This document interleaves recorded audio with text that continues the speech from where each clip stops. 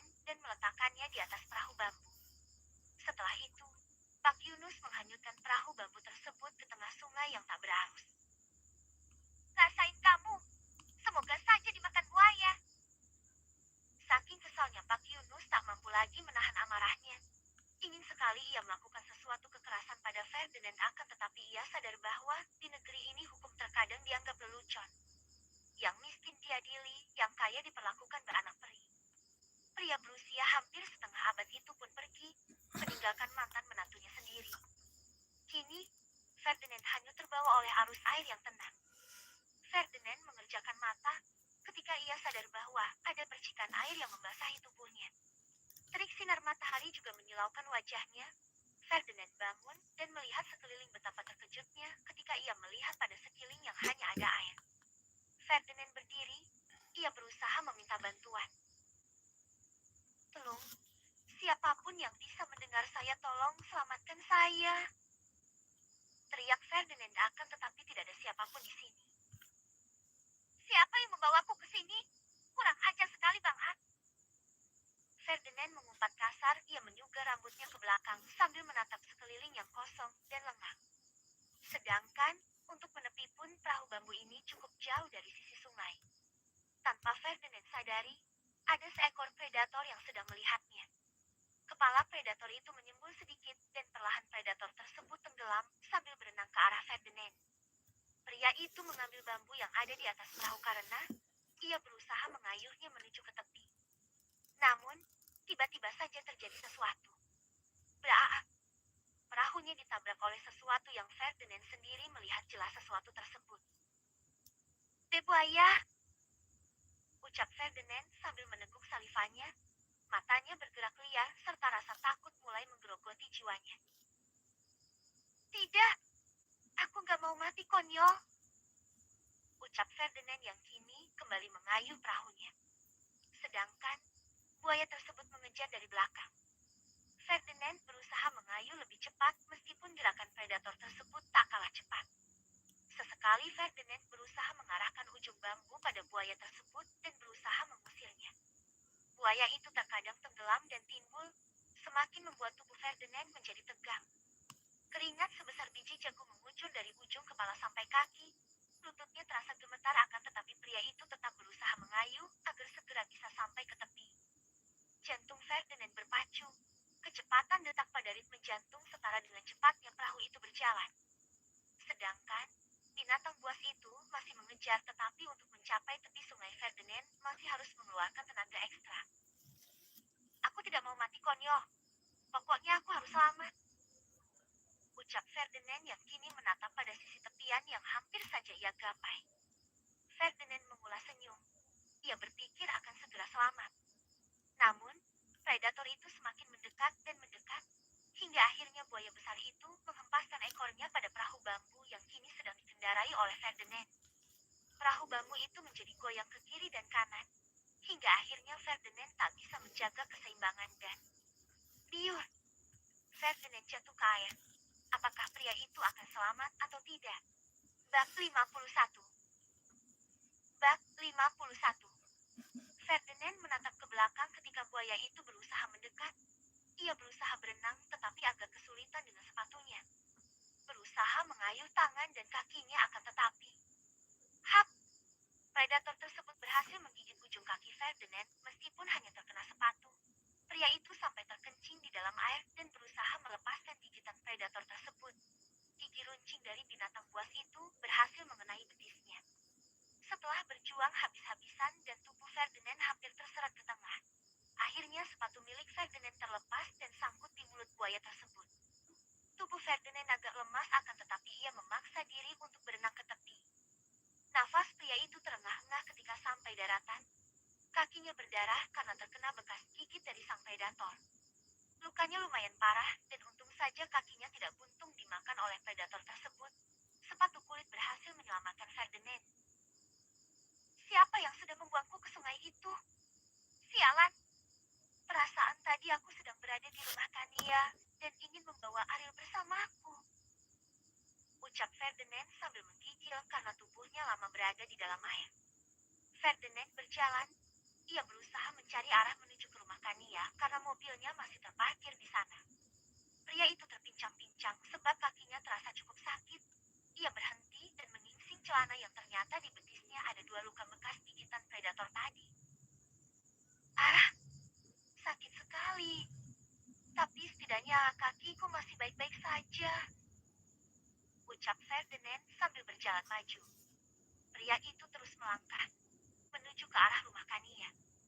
Setelah berhasil sampai, ia tak lagi melihat Ariel di halaman rumah. Pintu rumah Bu Hasna dan Pak Yunus pun tertutup rapat. Sial, aku gak bisa bawa Ariel bersamaku. Bisa-bisa nanti aku malah akan berada di kandang singa, bukan hanya di sungai yang ada buayanya saja, kata Ferdinand yang kini berjalan menuju ke mobilnya. Namun, salah satu ban mobilnya kempes. Ani Nenegrem, kenapa bannya bisa kempes? Pasti ini ulah kedua orang tua Kania, teriak Ferdinand sambil menendang mobilnya meskipun hal itu tidak membantunya. Akhirnya, Ferdinand mengeluarkan ban serep. Setelah mengalami hal buruk tadi sekarang ia pun harus mengganti ban mobil lagi. Rasanya hidup Ferdinand aib sekali hari ini. Dengan susah payah Ferdinand mengganti ban mobilnya, sampai-sampai ban menggelinding dan ia harus mengejarnya pula. Ketika mengejar ban mobil yang menggelinding ke arah sawah, tak sengaja Ferdinand terpeselet hingga akhirnya ia jatuh ke dalam sawah yang penuh dengan lumpur. Sekarang, tubuh Ferdinand kotor dengan tanah. Ah! Ferdinand berteriak saking kesalnya dengan keadaan. Ia pun meraih ban mobilnya yang juga jatuh ke dalam sawah lalu mencari air di sekitar sini untuk membersihkan diri.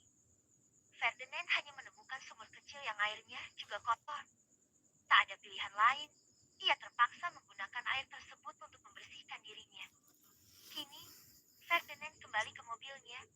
Ia mengganti ban mobil tersebut hingga bagus lagi. Setelah selesai Ferdinand pun berniat pulang. Kurang ajar orang tuanya Kania. Mereka mengerjaiku seperti ini. Lihat saja, aku akan balas mereka semua. Ferdinand memukuli lingkar setirnya, padahal tidak salah sama sekali. Pria itu benar-benar merasa marah, bahkan ia tak bisa meluapkan saking marahnya. Darahnya berdesiran seolah urat nadinya terasa akan pecah. Tiba-tiba tubuh Ferdinand terasa gatal-gatal. Dari atas sampai bawah, ia merasakan gatal yang luar biasa. Sepertinya, karena ia jatuh ke sawah dan membersihkan diri dengan air kotor tadi makanya menyebabkan tubuhnya menjadi gatal-gatal. Aduh, kenapa jadi gatal-gatal begini sih? Ferdinand menjadi gelisah. Ia tak fokus dalam menyetir sehingga hampir saja ia menabrak sebuah pohon. Sedangkan, di sini masih area hutan yang pastinya masih jauh dari jalanan besar atau perkampungan lain. Ferdinand berusaha tetap mengendalikan diri meskipun ia merasa hampir tak sanggup lagi. Badan Ferdinand muncul bintik kemerah-merahan dan terasa panas.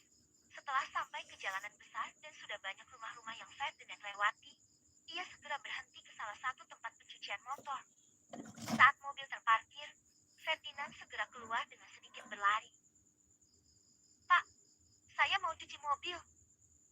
Tapi, saya pinjam dulu selang airnya buat mandi. Pinta Ferdinand yang langsung meraih selang air tersebut lalu mengguyur tubuhnya. Ternyata, tubuhnya menjadi gatal-gatal dikarenakan ada sampah dan tanah yang masih menempel di tubuhnya sebab tadi ketika ia membersihkan diri tidak terlalu bersih. Masnya memangnya dari mana? Tanya pegawai yang ada di situ. Saya habis kena musibah, tolong cuci mobil saya. Dan, kalau kamu punya baju ganti saya mau beli, terserah dijual berapa. Kata Ferdinand meminta sebab bajunya sudah basah dan ia tak punya pakaian serep. Ada, tapi hanya baju kaos dan celana bola. Sahut pria tersebut. Terserah saja, ambilkan segera. Pegawai itu pun masuk ke dalam. Beberapa saat ia keluar lagi dengan membawa baju kaos lusuh dan juga celana bola pendek berwarna hitam.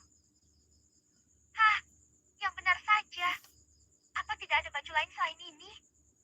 Kaosnya juga sudah melah. Ucap Ferdinand komplain. Hanya itu saja yang ada, Pak. Kalau tidak mau kembalikan saja. Sahut pria itu. Ya sudah, nanti saya bayar setelah mobil saya selesai dicuci. Sekarang, di mana toiletnya? Tanya Ferdinand. Ada di belakang, Pak. Sahut pria di hadapannya. Ferdinand pun segera masuk ke dalam, mengganti pakaiannya di sana. Ia terlihat seperti gembel ketika mengenakan pakaian tersebut dan pastinya ini nggak banget bagi pria itu. Aku terlihat seperti orang miskin, orang rendahan. Ferdinand bergumam sambil berkacak di toilet. Tapi tak apalah, yang penting badanku nggak gatal-gatal lagi. Tukasnya. Ferdinand keluar dari toilet. Ia membawa bajunya yang basah dan meminta kantong plastik untuk memasukkan pakaian kotornya. Lalu, Ferdinand menunggu di salah satu kursi karena mobilnya belum selesai dicuci. Mas, saya mau cuci motor. Tiba-tiba saja ada yang datang lalu meminta Ferdinand untuk mencuci motornya. Kamu pikir saya pegawai di sini? Tanya Ferdinand. Lah iya, saya berpikirnya begitu. Mas pegawai di sini, kan? Soalnya pakaiannya mirip pegawai cucian motor ini. Sahut bapak-bapak yang ada di depannya. Saya ini orang kaya. Jangan sembarangan ya kamu. Ferdinand agak kesal karena disamakan dengan karyawan cucian motor. Pria di hadapan Ferdinand ini tertawa. Mungkin saja ia kurang percaya dengan ucapan Ferdinand. Mas, kalau jadi pegawai itu jangan sok ngaku sebagai orang kaya. Dari pakaiannya saja kelihatan kok mana orang kaya dan mana pegawai cucian motor. Cepat cucikan motor saya, karena saya sedang buru-buru. Titah pria yang ada di depan Ferdinand akan tetapi hal itu membuat Ferdinand kesal. Jangan kurang ajar ya. Kak, Pak, mobil Bapak sudah selesai dicuci. Ucap pegawai cucian motor ini. Tuh, Anda dengar sendiri kan? Saya ini punya mobil. Ferdinand agak kesal. Ia pun berdiri dan membuka dompetnya lalu mengambil uang di sana. Jadi, semuanya berapa? Tanya Ferdinand. 500.000, Pak. Sahut pria itu. Apa? 500.000? Kamu ini yang benar saja. Saya cuci mobil begini saja kamu suruh bayar 500.000. Tanya Ferdinand. Oh, untuk cuci mobilnya saja hanya 50.000. Tapi baju itu yang mahal karena baju itu adalah baju kesayangan saya. Tukas pria itu. Kamu mau memeras saya? Mata Ferdinand melotot. Kalau tidak mau bayar, lepaskan saja pakaian itu. Sahut pria itu. Ini, ambil saja. Dasar pemeras. Ferdinand melemparkan uang 500.000 ke wajah pria itu. Setelah itu dia masuk ke mobil dan pergi. Eits banget ya, nasib Ferdinand hari ini. Bab 52. Bab 52. Ferdinand menghentikan mobilnya tepat di halaman rumah. Kali ini ia pulang ke rumah lamanya. Di depan rumah Ferdinand, Milia sedang menangis meraung-raung. Ada apa, Mil? Tanya Ferdinand. Mas, tolonglah keluarkan ibu dari penjara. Kasihan sekali ibu. Mas, lakukan apapun.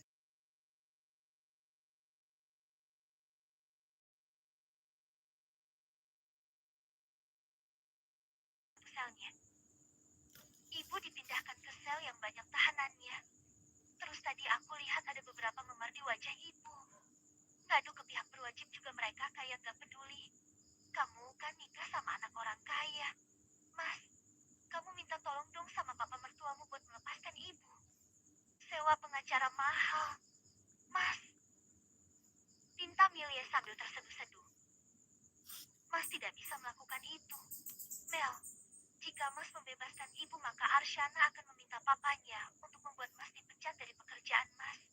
Selain itu Mas juga tidak akan diterima di perusahaan mertua. Mas, jadi Mas sangat bingung sekali sekarang. Sahut Ferdinand yang kini duduk di atas kursi rotan di teras rumahnya. Kok gitu sih istrimu? Mas, padahal dia orang kaya masa nggak mau bantuin ibu? Tanya Milie tak percaya. Arsyana gak menyukai ibu, Mas juga gak bisa berbuat apa-apa. Papanya orang yang terpandang, bisa melakukan apa saja. Jika hanya mengabulkan permintaan Arsyana, pasti akan sangat mudah. Tukas Ferdinand. Lalu, kamu akan melakukan apa, Mas? Tanya Milly. Aku juga tidak tahu. Rencana aku mau ke dokter dulu mau mengobati luka di kakiku.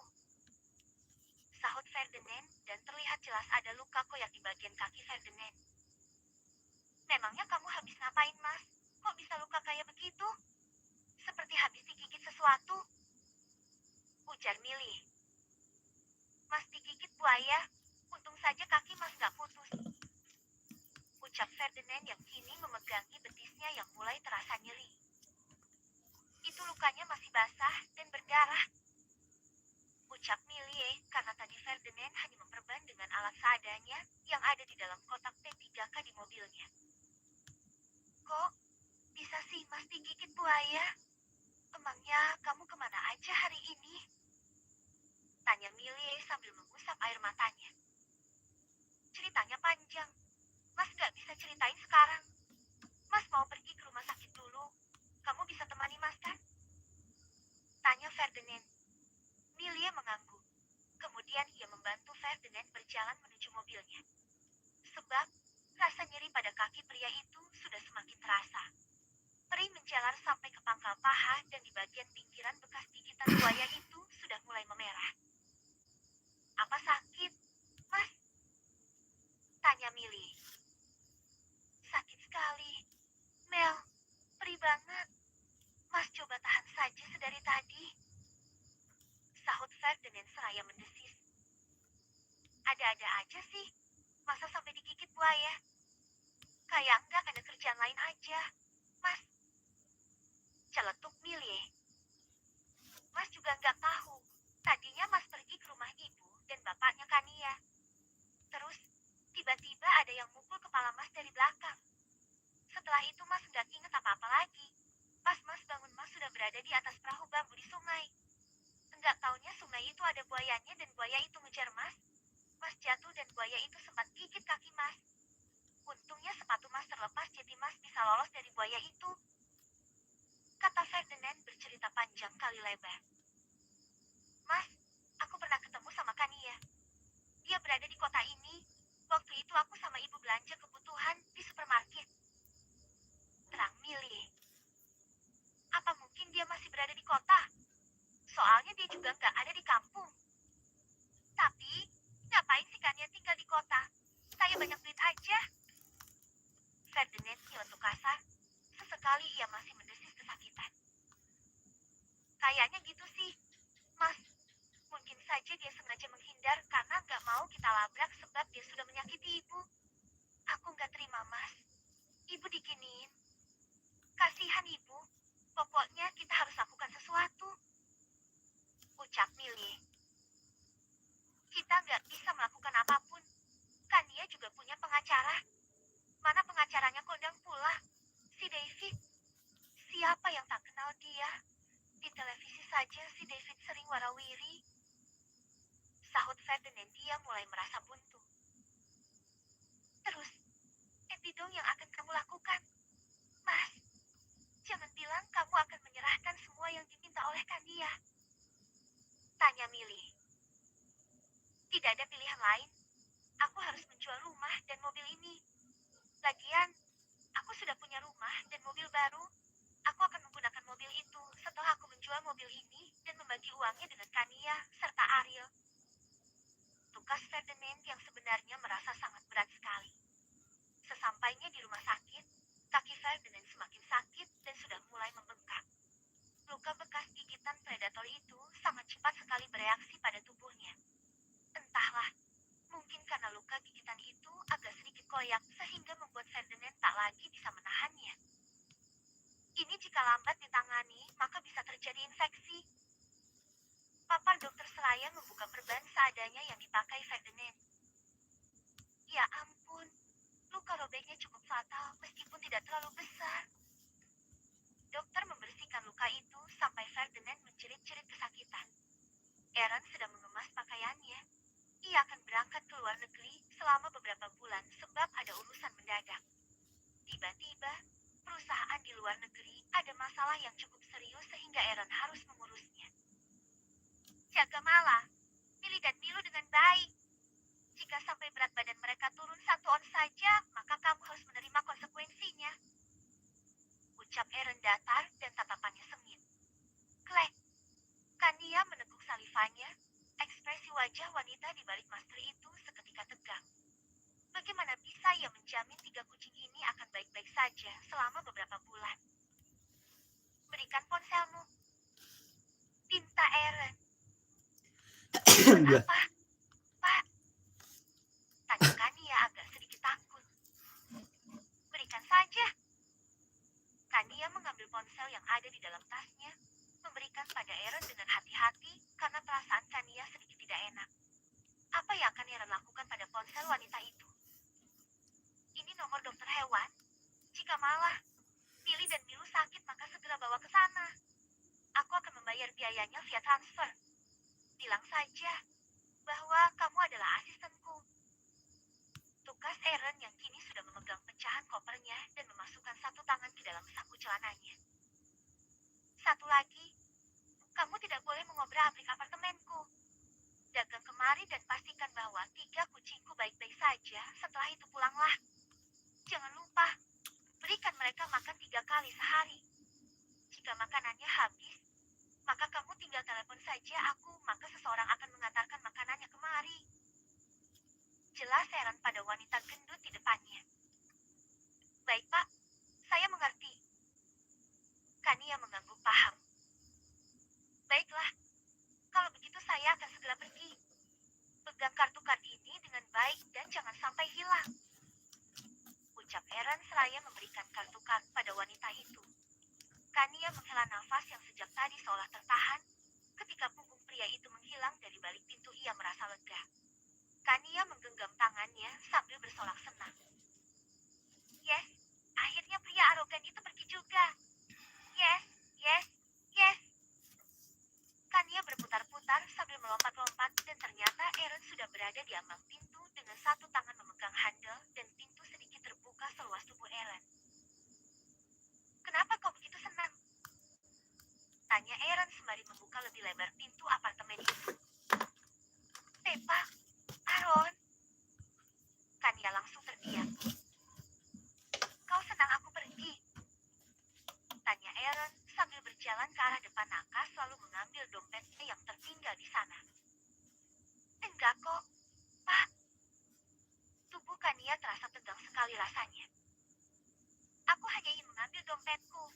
Lanjutkan bersenang-senangmu, karena jika aku sudah pulang dari luar negeri, maka akan kupastikan pekerjaanmu semakin berat. Ucap Aaron sambil tersenyum miring lalu ia kembali keluar dari apartemen tersebut. Tubuh Kania seketika merosot ke lantai ketika Aaron sudah pergi. Kenapa dia bodoh sekali sampai-sampai harus kelihatan oleh bosnya bahwa dia begitu senang ketika Aaron pergi. Bagaimana dong ini? Pasti dia sedang tidak main-main. Kata Kania sedikit frustasi. Tenang Kania, selama dia tidak ada maka kamu bebas. Anggap saja, bebanmu sedang liburan. Kata Kania sembari menghibur dirinya sendiri. Bab 53. Bab 53. Kania menatap ruang kosong dan sunyi. Ia melirik pada 3 anabul yang ada di dalam kandang. Mulai sekarang, ia harus menjaga 3 kucing manis itu dengan baik. Baiklah, ini tidak terlalu buruk. Kata Kania seraya bangkit. Ponsel Kania bergetar. Layarnya menyala. Kania melihat pesan masuk di ponselnya. Hari sudah sore dan seharian ia di sini sambil mengurus 3 anabul itu. Pesan itu ternyata dari Ferdinand. Baiklah, aku mengalah. Aku akan memberikan apa yang akan menjadi hakmu. Setelah rumah dan mobil terjual, aku akan memberikan uang itu padamu. Beri aku waktu 3 hari. Usai aku memberikan hakmu, maka kau harus mencabut tuntutan pada ibuku. Kania mengulas senyum. Setidaknya pertahanannya selama ini berhasil membuat Ferdinand menyerah.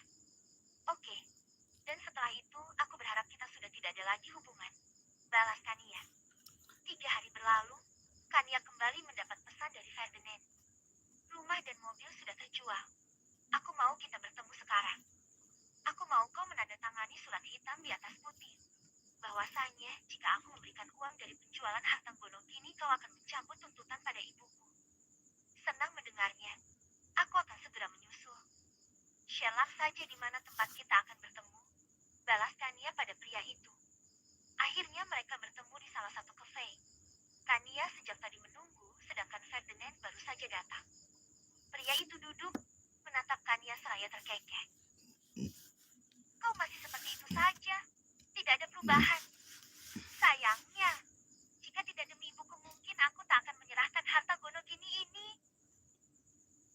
Ferdinand sombong seraya duduk di kursi depan Kania.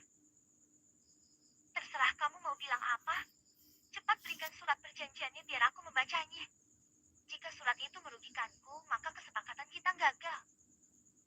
Pinta Kania sambil mengulurkan tangannya. Ferdinand mengeluarkan selembar surat. Ya, isi perjanjiannya sangat simpel. Hanya sebatas pemberian harta dan pencabutan tuntutan terhadap ibunya. Meskipun begitu Kania tetap waspada dan teliti. Barangkali pria itu menyelipkan syarat dengan tulisan kecil sama seperti yang dilakukan oleh Ellen. Namun, setelah membacanya berulang kali, Kania merasa lega karena tidak ada syarat aneh yang diberikan oleh pria itu. Transfer dulu uangnya, barulah aku akan bertanda tangan. Rencananya, uang itu ingin aku pakai untuk membangun rumah di kampung agar suatu saat nanti anakku punya tempat tinggal yang layak. Meskipun, sebenarnya orang tuaku mampu membuatkan anakku rumah, tapi aku ingin membuatkannya dengan uangku sendiri. Papar Kania menjelaskan. Kau merampokku. Ini bukan uangmu melainkan uangku. Sahut Ferdinand. Tapi, sebentar lagi uang itu akan berpindah ke rekeningku, bukan? Tanya Kania. Aku akan segera mengirimnya. Limitku 250 juta. Aku akan mengirim melalui 2 rekening. Tenang saja, aku sudah menggunakan m-banking. Tukas Ferdinand lalu mentransfer uang tersebut dan muncul notif pada banking Kania sejumlah 350 juta. Wow, fantastis ya. Seharusnya dengan uang sebanyak ini, kamu lepaskan sendiri ibumu. Ucap Kania, meski ia tak tahu permasalahan mantan suaminya itu. Tetapi pasti ada suatu hal yang membuat Ferdinand tak bisa melepaskan Susi. Baiklah, aku akan menandatanganinya. Setelah ini, aku akan ke kantor polisi ditemani oleh pengacaraku. Ucap Kania yang kini bangkit dan berdiri. Kau harus pergi bersamaku sekarang juga. Pinta Ferdinand. Bisa saja, tetapi tetap harus dengan pengacaraku. Aku akan menelponnya. Sahut Kania. Wanita itu mengeluarkan ponselnya, lalu mencari nomor Alina sahabatnya. Halo Kan, ada apa? Tanya Alina. Apa suamimu sedang ada urusan? Begini, aku akan mencabut tuntutan pada mantan mertuaku dan aku butuh ditemani pengacara. Terang Kania. Oh, dia lagi free. Aku dan David akan segera ke sana. Sahut Alina. Kamu gak usah ikut deh kayaknya. Nanti aku jelasin alasannya di chat. Serga Kania. Ada Ferdinand. Aku takut dia akan mengenalimu. Nanti, bisa saja dia mengatakan yang tidak-tidak pada suamimu perihal kejadian malam itu. San, kamu sudah membacanya? Tanya Kania melanjutkan obrolan mereka. Aku sudah membacanya. Baiklah, aku akan meminta David untuk menemanimu ke kantor polisi. Sambungan telepon terputus. Kania mengulas senyum pada pria di depannya itu. Kamu sudah dengar bukan? Tanya Kania. Aku bukan penipu seperti kalian. Kania kembali duduk. Ia menyilangkan kedua tangannya di dada seraya menunggu kedatangan David karena tadi Kania sudah mengirim alamat lewat pesan pada Alina. Tapi kau pencuri. Sahut Ferdinand membuat Kania tergelak. Apa aku tidak salah dengar? Uang yang ibuku berikan pada kalian itu lebih sebanyak 13 juta. Apa kalian mengembalikannya? Tidak bukan? Kalian malah membawa kabur uang itu. Lantas, jika aku kalian sebut sebagai pencuri, lalu kalian apa? Perampok? Begal atau maling? Tanya Kania menatap sengit ke arah Ferdinand. Berhenti bicara omong kosong. Yang jelas kau harus bebaskan ibuku karena hanya itu keinginanku. Pinta Ferdinand pada Kania. Baiklah, aku pasti akan membebaskan ibumu. Kau tenang saja. Aku pun tidak betah berurusan dengan keluarga taksir seperti kalian. Paparkan ia dengan lantang. Setelah menunggu cukup lama, akhirnya David datang.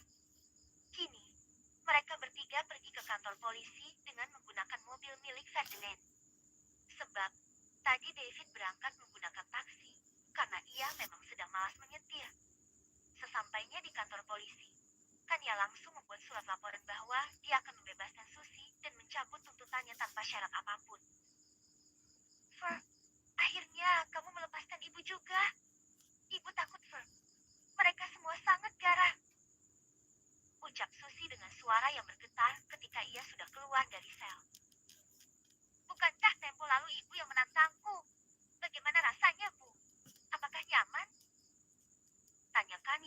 berjalan ke arah Susi dengan tangan yang bersedekap di dada.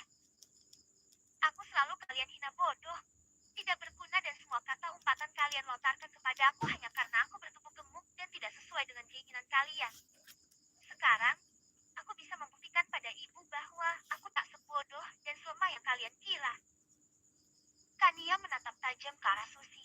Untuk memberi pengampunan pada wanita itu rasanya sangat sulit. Kamu memang mantan menantu kurang ajar. Gak punya sopan santun dan attitude kamu itu nihil. Puas kamu melihat saya di penjara? Tanya Susi. Tentu saja sangat puas. Setidaknya ibu bisa merasakan sakit sebagaimana sakit yang aku rasa. Kania terkekeh. Ia menatap tajam pada Susi yang kini sedang emosi. Apa perlu aku mengucapkan selamat atau kita merayakan kebebasan ibu dari penjara? Tanya Kania sembari mengulurkan tangan. Ups, sepertinya tidak perlu. Karena kebebasan ibu sama sekali tak berarti untukku. Lanjutnya sambil menarik kembali tangan ke belakang. Kania, tutup mulutmu. Apa belum puas kau menyiksa ibuku? Hah? Ferdinand merasa amat kesal atas sikap Kania. Perlahan aku merasa puas. Tapi sepertinya karma tak akan berhenti di sini saja. Ini belum seberapa, karena aku belum membalas dendam padamu. Lihat saja nanti, kau akan mendapat giliran. Tukas Kania yang kemudian melengos pergi dari hadapan Ferdinand dan Susi. Anda sangat keren, Kania. Puji David dan Kania hanya menanggapinya dengan senyuman. Bab 54. Bab 54. Haha, saya tidak keren, hanya saja saya sudah paham dengan karakter mereka. Sahut Kania yang kini tergelap. Mereka berjalan menuju parkiran. Bayaranmu akan saya transfer ya. Sampaikan juga salamku pada Alina. Terima kasih banyak sudah mendampingi sampai aku mendapatkan hakku sepenuhnya. Tanpa kalian berdua, aku pasti tidak akan menang melawan mereka. Sekali lagi, terima kasih banyak. Kania sedikit menunduk sebagai tanda rasa hormatnya pada David. Sayang, Alina memanggil dari dalam mobil sambil melambaikan tangan. Ternyata, dia ada di sini dan berniat menjemput David. Itu orangnya. Apa kamu mau bertemu dengan Alina? Tanya David. Kania mengulung senyum. Ia berjalan mendekat ke arah mobil tersebut lalu berhenti tepat di depan Alina. Nona, sudah kuperingatkan bukan? Sebaiknya kau segera bersembunyi. Ucap Kania seraya berbisik. Tenang saja, aku punya masker. Dia tak akan mengenaliku. Sahut Alina. Apa yang sedang kalian bicarakan? Kenapa bisik-bisik? Tanya David. Tidak ada.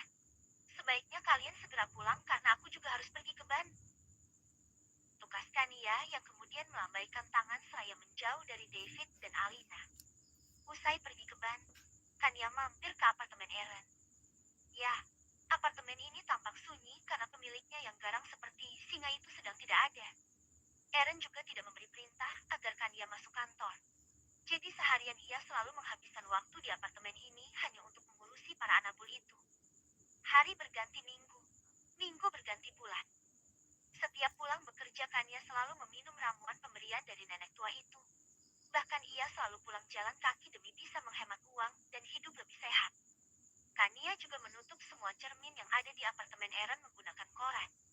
Karena ia enggan melihat bodinya yang selalu membuatnya insecure. Kayaknya bajuku sudah pada melah. Ucap Kania sambil menatap bajunya yang sudah melebar, bahkan rok yang biasanya ia pakai kini sudah mulai kedodoran. 2 bulan berlalu, Kania tak pernah melepas maskernya dan bahkan ia juga sering menggunakan kacamata hitam agar tak dilihat oleh orang, apalagi sampai dikenali oleh Ferdinand. Bagaimana dengan Mala? Milly dan Milu? Tanya Aaron pada Kania melalui pesan. Pria itu selalu saja mengkhawatirkan 3 anabulnya, bahkan seringkali menelpon hanya demi memastikan bahwa anabul itu baik-baik saja. Kania mengirim sebuah video, karena ia malas jika harus melakukan video call. Sekarang mereka gembul, sama sepertimu. Aaron mengirim amot meledek. Tetapi Kania sudah biasa membaca pesan songong dari bosnya sehingga ia tak lagi makan hati ketika dikatain seperti itu. Ya, kalau kurus berarti anak buahnya cacingan. Saking kesalnya, Kania sampai membalas pesan dari bosnya seperti itu. Bicara yang sopan, saya ini bosmu. Menarik nafas panjang, Kania memilih untuk tidak membalas pesan itu. Ia pun merebahkan tubuhnya sambil melirik ke kiri dan kanan. Barangkali bisa menemukan tali atau benang untuk mengikat rok miliknya yang sudah mulai melar. Menurut Kania, kayaknya aku harus beli baju sesekali. Bajuku sudah pada melar. Selama ini gaji aku kirim ke kampung biar ditabung ibu. Meskipun ibu dan bapak sering bilang bahwa aku bisa hidup dari hasil panen sawah. Tetapi aku juga ingin berhasil dari kerja kerasku sendiri. Setidaknya, dengan begini bisa membuktikan bahwa aku selalu bertanggung jawab pada anakku. Gumam Kania, yang kini berjalan ke arah meja. Ia membuka laci dan menemukan beberapa merek gelang. Sepertinya itu bisa dimanfaatkan. Kania juga rajin mengenakan body care dan skincare. Meskipun ia masih enggan membuka masker dan kacamatanya karena Kania berpikir bahwa semua yang ia gunakan tak berefek padanya. Hari terus berlalu, sehingga waktu telah terlewat 5 bulan lamanya. Hari ini, Aaron akan pulang ke apartemennya jadi Kania pagi-pagi sekali harus berangkat ke sana untuk membersihkan apartemen itu dari debu-debu. Hei, Kania! Sari memanggil. Akhir-akhir ini mereka jarang bertemu karena Kania sering pergi ke apartemen pada saat jam 5 subuh, sedangkan Sari biasa berangkat kerja jam 6. Entah kenapa, pagi ini Sari sudah berada di luar rumahnya. Sepertinya Sari sedang menikmati udara segar di pagi hari. Kania menoleh, akan tetapi Sari seolah tak mengenali karena orang yang dia panggil Kania sekarang agak jauh berbeda. Maaf, salah orang kayaknya. Ucap Sari kemudian membuat Kania tercenung. Salah orang? Maksudnya? Tanya Kania. Enggak, apa penghuni sebelumnya itu sudah pindah? Ya, karena beberapa bulan ini saya jarang ketemu dia. Bahkan, rumahnya sering kosong. Tanya Sari. Ya, terkadang Kania tertidur di apartemen itu. Makanya hari ini Kania buru-buru membersihkan apartemen itu agar wangi dan Aaron tidak marah-marah padanya. Mbaknya baru pindah? Ya. Teman saya kok pindah nggak bilang-bilang sama saya? Tanya Sari. Sari, kamu sedang bercanda? Tanya Kania menganggap bahwa Sari sedang membuat lelucon. Maksud mbak apa? Soalnya teman saya sebelumnya itu badannya gendut. Terus warna kulitnya agak hitam.